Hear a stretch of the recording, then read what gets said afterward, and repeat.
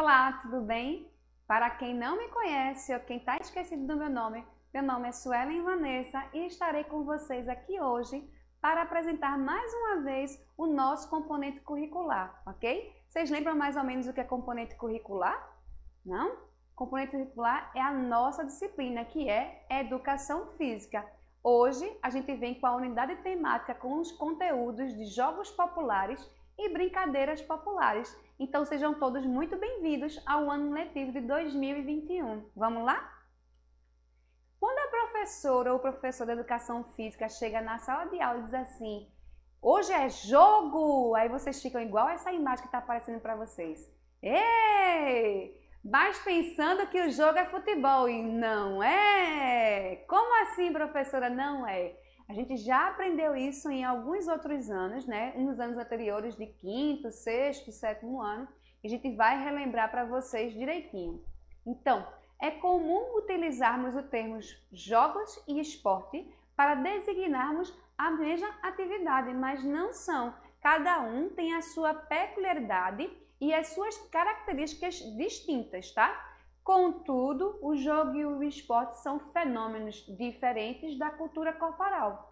Para avançarmos na compreensão da manifestação corporal, jogo, é necessário termos a compreensão exatamente do que é. Então, a primeira coisa, os esportes, vocês pensam que são jogos, digamos assim, mas são mais sistematizados com regras fixas, pré-estabelecidas e determinadas, e eles também são regulamentados por órgãos fiscalizadores, que geralmente são federações, confederações, etc.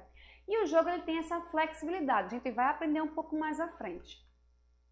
Então, pensando nos conceitos de jogos, a gente vai trazer para vocês alguns dos conceitos. Então, um dos primeiros é que o jogo caracteriza-se pela espontaneidade, flexibilidade das regras, olha o que eu falei, criatividade, fantasia, expressividade representadas em diversas formas próprias de cada cultura. Opa, como assim, professora? Quer dizer que o jogo aqui no Brasil pode ser vivenciado de uma maneira diferente nos Estados Unidos?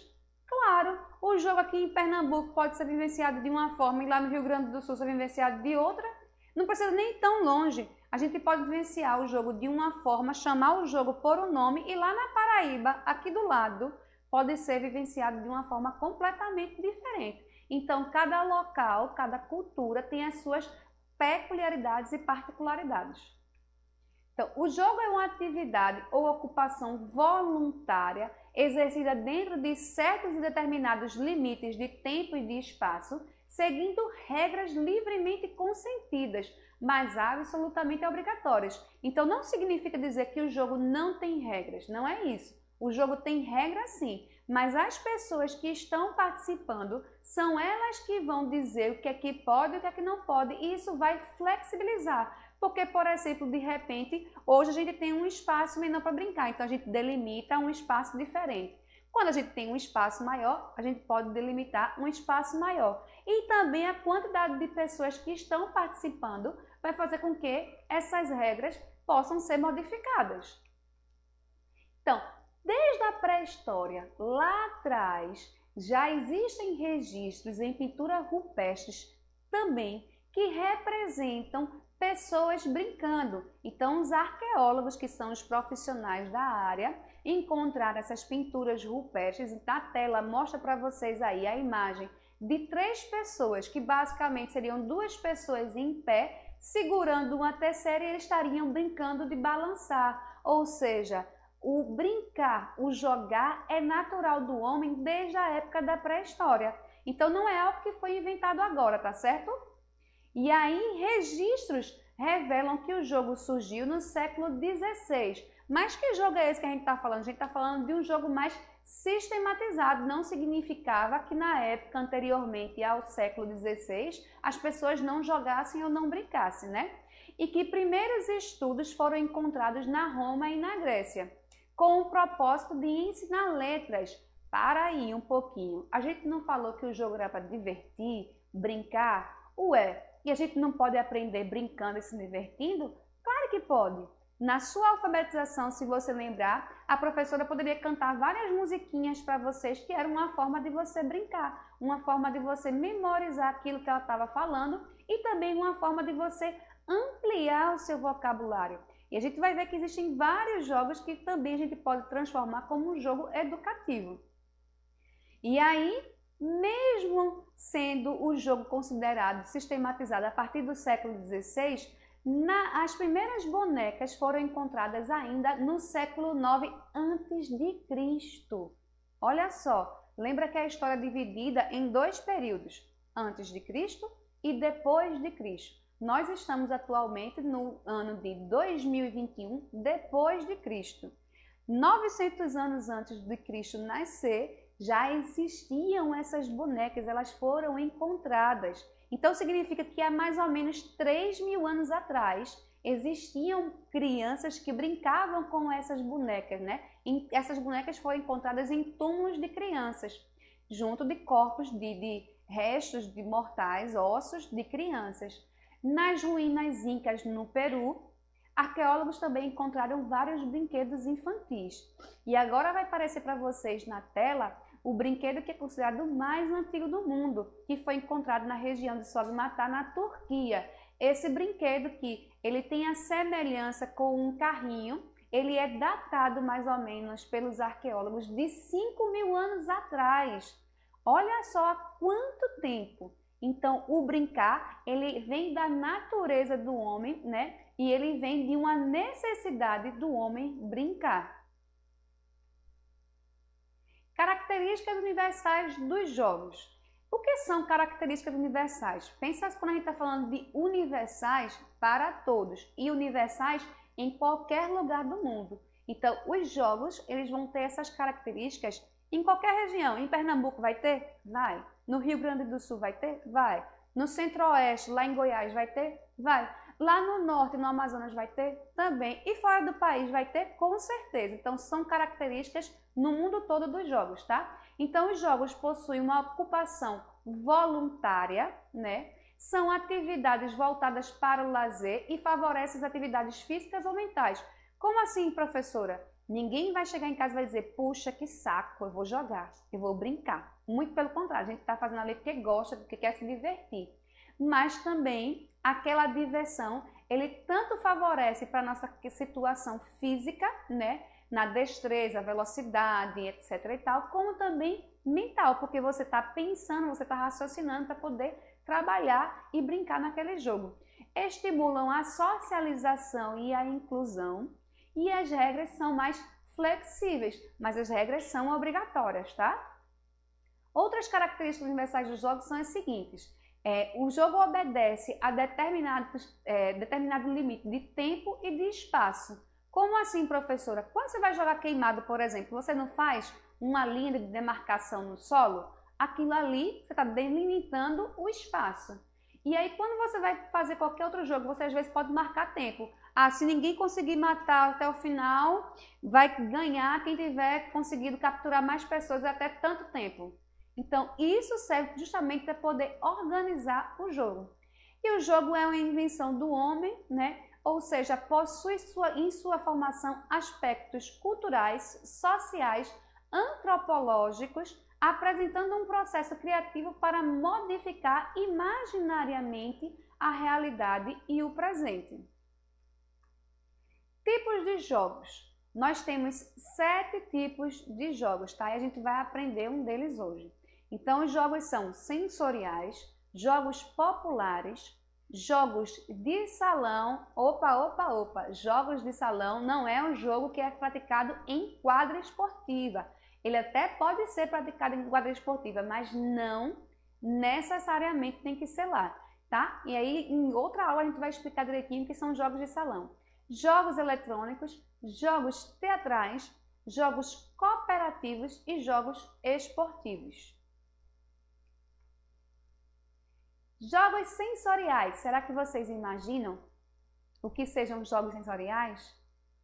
Pensa o seguinte, sensorial é de sensação, de sentir. Pode ser o quê? Tato, visão, olfato, audição e por aí vai. Então, um tipo de jogo sensorial são os painéis sensoriais, que são fáceis de criar, né? A gente pode criar um modelo simples, como está aparecendo na imagem para vocês na tela, tá? Onde uma criança está tateando diversas estruturas que mudam significativamente as suas estruturas, né? Poderia ter algum material que fizesse som, professora? Poderia. Poderia ter material que tivesse um cheiro diferente? Poderia. Os jogos sensoriais, geralmente, eles são praticados, eles são brincados pelas crianças na primeira infância. E isso ajuda muito no desenvolvimento da criança, tá? Um outro tipo de jogo, jogos de salão. Eu já disse que não são os jogos de quadra. Será que vocês poderiam me dizer um pouquinho mais? Vou dar outras dicas. Jogos de salão são jogos que eles precisam de uma mesa ou pelo menos uma superfície plana ou até mesmo tabuleiros. Agora ficou mais fácil, né? Então, por exemplo, a gente tem o dominó, que é um jogo que ele precisa de uma superfície plana. Posso jogar no chão? Pode, contanto que seja plano, né, para poder acomodar direitinho as pedras, né? Mas, por exemplo, a dama, o xadrez e por aí vai. Tem vários outros joguinhos que são considerados jogos de salão. Então, vocês pensam, né, jogos que precisam de tabuleiro, de mesa, alguma coisa plana para poder jogar, jogos de cartas, por exemplo, o Uno e por aí a gente segue. Jogos eletrônicos. Esse aqui pode ser que fique um pouquinho mais... Será que jogo eletrônico é só o PlayStation? Né? Será? Eu trouxe aqui uma imagem para vocês, né, de um joguinho com um console, que aí é o Xbox ou Xbox, como queiram chamar. Mas não somente isso. Você pode ter um jogo eletrônico no seu próprio celular. Naquela plataformazinha que você vai baixando os aplicativos, você às vezes não baixa joguinho, aquele joguinho dentro do seu celular é um jogo eletrônico, que ele pode mimetizar, né, o que é um jogo real. Eu posso jogar jogo de xadrez no celular? Posso. Posso jogar dama? Posso. Posso jogar com uma pessoa que está bem longe de mim, online? Posso, não tem problema nenhum. Então, os jogos eletrônicos, eles universalizam os jogos e aproximam quem está longe um dos outros, né? Jogos teatrais. Eita, professora, esse aí é só aquele negócio de fazer peça teatral? Eu não gosto não, eu tenho vergonha. Mas será que jogo teatral é só isso? É também isso, mas não somente isso, tá? Então, eu tenho, por exemplo, na imagem que eu trouxe para vocês, com certeza vocês já brincaram ou já assistindo aí uma pecinha de fantoche. E aí, as crianças, as pessoas que estão brincando, participando, vão dizer como é que vai poder ser feito. Se vai aparecer só o fantoche, se vão brincar feito ventríloco, né? Que a pessoa está aqui falando com a boquinha bem fechadinha, assim, para não sair muito som. Ou se vai ser o mamulengo. Tem várias outras formas, né? E também a questão do imaginário de você encarnar, você está transmitindo personagens, né? Você vai, opa, vou ser o personagem tal. Então, por exemplo, uma brincadeira teatral é a comum brincadeira de casinha dentro de casa, onde vai colocar a mãe, o pai, ou então brincadeiras cantadas. Isso também pode ser considerado um jogo teatral. Jogos cooperativos. Será que saberiam também me dizer? Pensa o seguinte, jogo cooperativo, eu preciso da cooperação do meu colega, né? Naquele jogo não tem vencedor ou perdedor normalmente. O intuito do jogo cooperativo é que todos participem e ter a inclusão como fator principal. Então, olha só a imagem que aparece na tela para vocês. Então, todo mundo está de mão dada e aí está tentando um pegar o outro. Já pensou naquele pega-corrente, né? Onde ninguém pode largar a mão de ninguém? Ou então, quando você está pegando, brincando de pega em dupla, né? E por aí vai. Pega congelou, pega cocorô, que a pessoa vai lá tentar se salvar. Então, também um tipo de jogo que é popular, mas também é um jogo cooperativo, ok? E jogos esportivos, aí sim fica fácil, né? Porém, a gente tem que fazer uma diferença. Jogo esportivo, ele mimetiza o esporte. Quando a gente for falar em esporte, vocês vão ver que o esporte tem uma coisa muito específica, que são as regras, a questão do padrão, a questão das confederações que regulamentam, tudo isso que eu já falei. Então, um tipo de jogo esportivo, o que aparece na tela aí para vocês na imagem, que seria o basquetebol. Então, como é que eu vou diferenciar, professora, quando é jogo esportivo do esporte? Eu estou vendo aí que é basquete. Se você for falar em basquete enquanto esporte, quando você forma times, tem que ter uma quantidade específica e geralmente você divide também por gêneros. Então tem os times de meninas, que meninas jogam contra as meninas e meninos contra as meninas, mas isso em competições, em jogos oficiais. Na escola, a gente pratica mais a questão dos jogos esportivos. Então, na imagem que aparece para vocês, vocês vão ver que tem meninas e meninos brincando, não existe um uniforme específico e também tem pessoas com deficiência que estão brincando da mesma forma. É possível? É. A ideia do jogo lembra sempre que é a inclusão. E a gente está falando um pouquinho para vocês sobre o que são jogos populares, tá? E aí na tela vocês já estão vendo, visualizando mais ou menos que são jogos populares, né? Jogos populares são aqueles jogos que a gente brinca muito também na rua. Então, são jogos que estão intimamente ligados à atividade de pessoas comuns e ao longo dos anos e passa de geração em geração, dos mais velhos para os mais novos.